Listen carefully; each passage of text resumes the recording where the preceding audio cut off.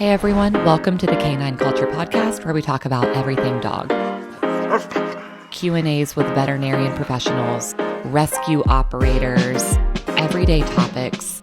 We cover everything dog on this podcast.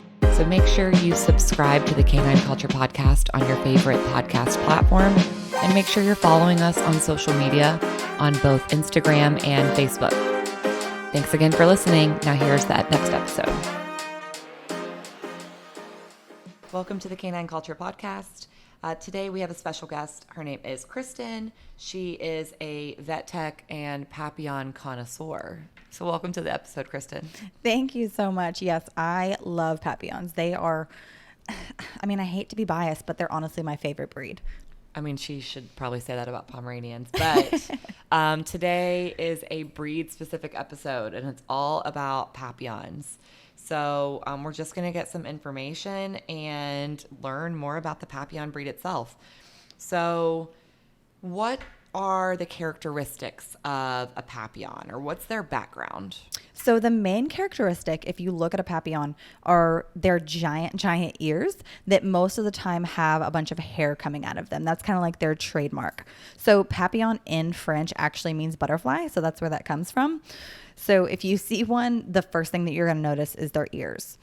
If you're not familiar with the breed, they are a very small breed. They're considered a toy breed. So they're typically about 8 to 11 inches tall and normally about 5 to 10 pounds. Now, you might see ones that are bigger than that. I have seen a few that are a little bit taller than that and also a little bit bigger. But as far as the breed standard goes, that's typically the size that you're going to see.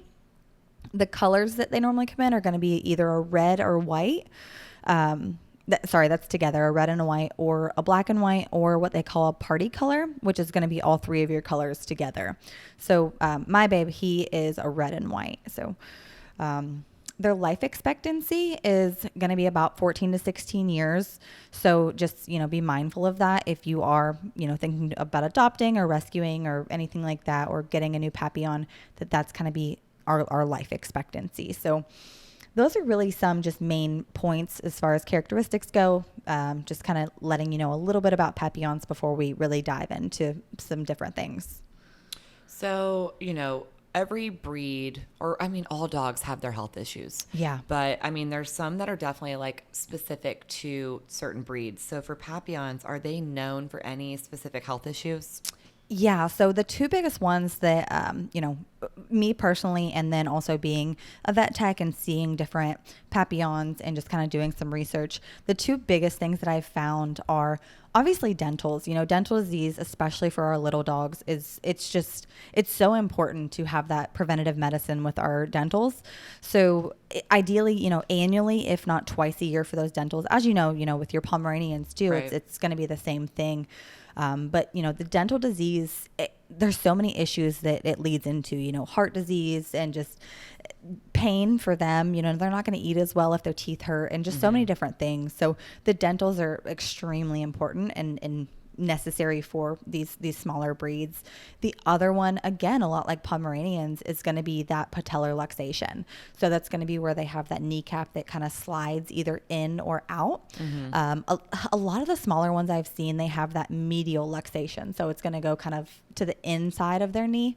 And that can be painful. You might see your dog limping or holding their leg up, and it might be when they're running or playing. So it's a good idea to have their knees checked, especially if you're getting from a breeder. You want to make sure that they have had their knees and hips checked and things like that. But also, if you're just going to your regular vet, you want during their annual or even their first visit to have their knees checked, just make sure that everything is stable. So those are the two big ones for me, are the dentals and then the knee luxations. So is there any special care or special training for Papillons? Yeah, so I'll start with the care.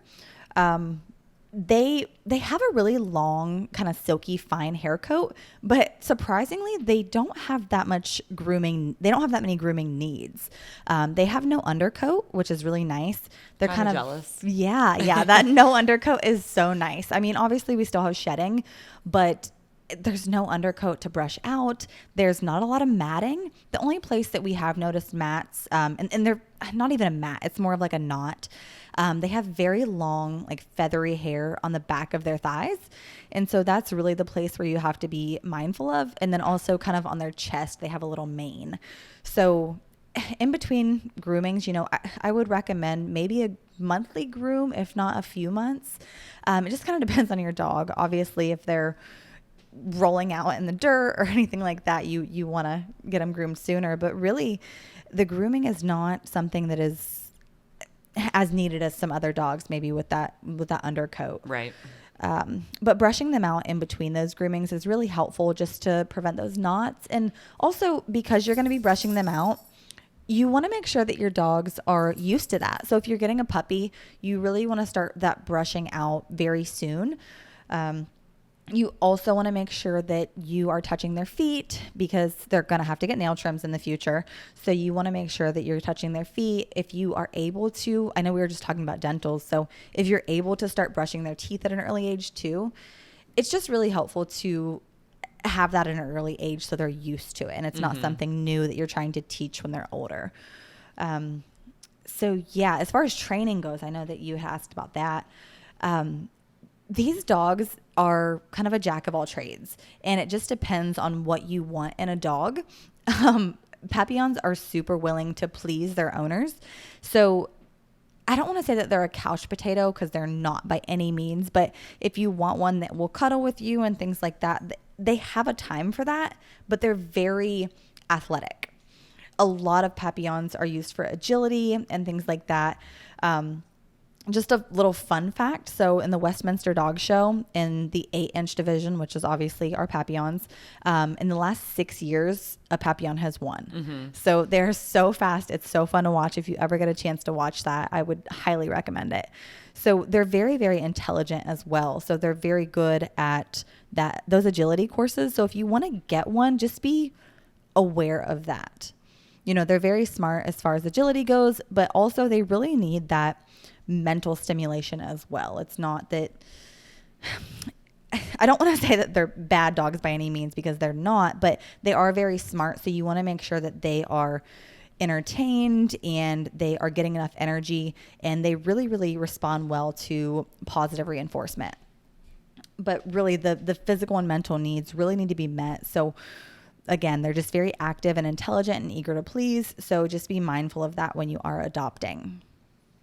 So on that note, is there anything else that people need to know before they adopt or rescue or buy a Papillon?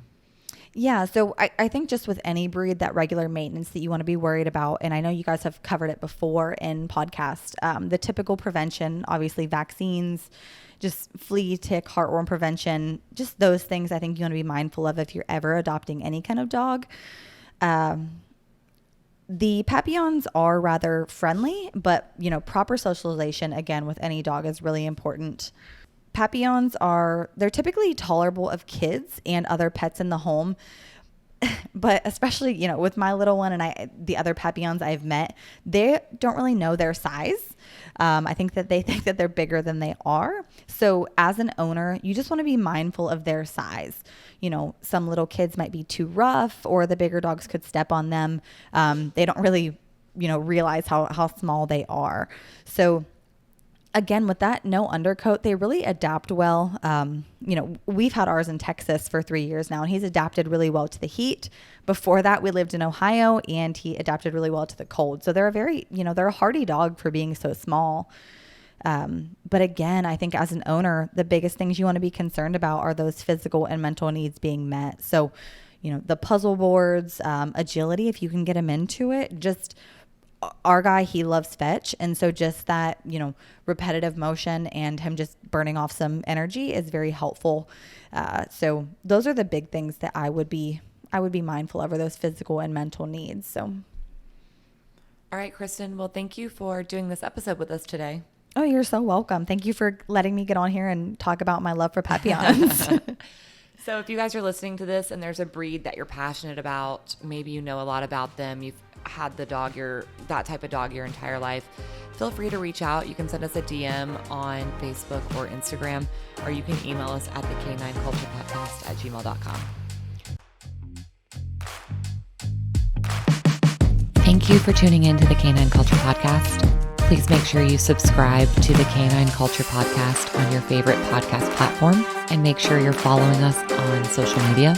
If you have any recommendations, any topics that you'd like to hear, if you know of any guests that would be good for the show, or if you yourself want to be a guest, please reach out to us. Send us an email at canineculturepodcast@gmail.com, or send us a direct message on social media. Thank you for listening, and please share this with any of your dog-loving friends.